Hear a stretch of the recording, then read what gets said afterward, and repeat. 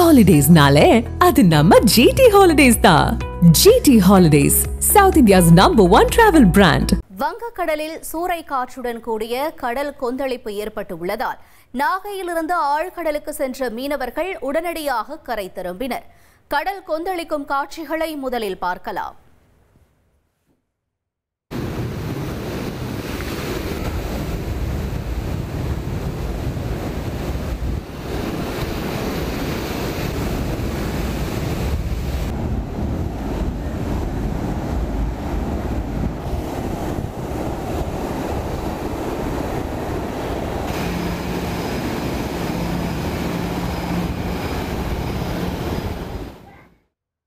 கூடுதல் விவரங்களை செய்தியாளர் ஸ்ரீதர் வழங்க கேட்போம். ஸ்ரீதர் வணக்கம். தொடர்ந்து கரை திரும்பிய மீனவர்கள் தரப்புல என்ன சொல்லப்படுது, விவரங்களை பதிவு செய்யலாம்.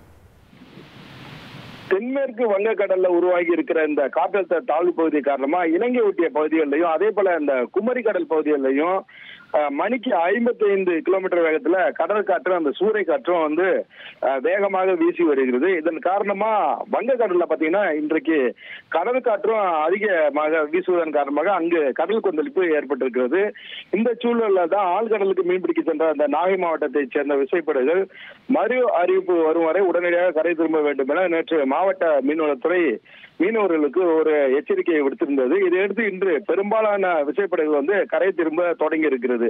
குறிப்பா இந்த கோடியக்கரை அந்த சர்வதேச கடல்ல மீன் பிடிக்க முடியாம கடல் அலைகளும் காற்று வேகமா இருக்கிறதுனால மழையும் பெஞ்சிட்டு இருக்கிறதுனால உடனடியா இந்த மீனவர்கள் கரை திரும்பி வருகின்றனர். இந்த சூழ்நிலை தான் இன்னைக்கு நாகை துறைமுக கடற்பகுதிக்கு வந்த அந்த விசைப்படகுகள் முகத்துவார பகுதியில் அடுக்கடுக்கா ராட்சச அலைகள் எழுந்து வர்றதுனால சற்று நேரம் கடல்லையே காத்திருந்தனர். அதனை தொடர்ந்து அந்த அலைகள் ஒரு சில அலைகள் கொஞ்சம் குறைவா வந்ததை பயன்படுத்தி கொண்ட அந்த மீனவர்கள் அலைகளுக்கு நடுவே ஒரு துறைமுக பகுதிக்குள்ள சிரமத்துடன் படகுல ரொம்ப அச்சத்துடனே செலுத்தி இவர்கள் தற்போது கரை சேர்ந்திருக்கார்கள்.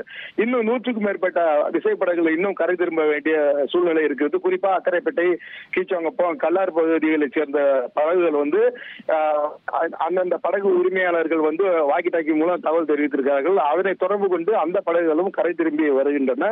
இதனிடையே நாயில இன்றைக்கு 5வது நாளாக கடல் சீற்றம் இருப்பதனால ஏற்கனவே இந்த 4000 பைபர் படகுகள் கரையோரங்கள்ல பாதுகாப்பாக நிறுத்தி வைக்கப்பட்டிருக்கின்றன. தொடர்ந்து நாகையில கடல் சீற்றம் இருப்பதனால மீனவர்கள் கடலுக்கு செல்லாமல் கரையில் காத்திருக்க வேண்டிய நிலை இங்கு ஏற்பட்டிருக்கிறது. தகவல்களுக்கு நன்றி Sridhar.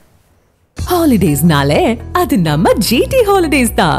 GT Holidays, South India's #1 travel brand.